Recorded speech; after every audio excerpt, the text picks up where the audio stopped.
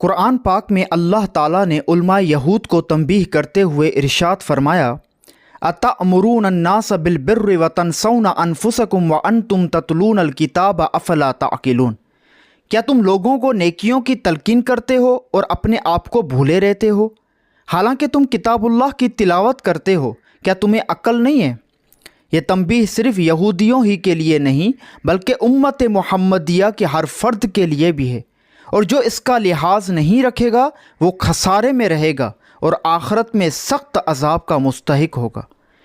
سیدنا انس بن مالک رضی اللہ عنہ سے منقول ہے کہ نبی اکرم صلی اللہ علیہ وآلہ وسلم نے ارشاد فرمایا کہ معراج کی رات میں میرا گزر کچھ ایسے لوگوں پر ہوا جن کے ہونٹوں کو آگ کی کینچیوں سے کاٹا جا رہا تھا، تو میں نے پوچھا کہ یہ لوگ کون ہیں؟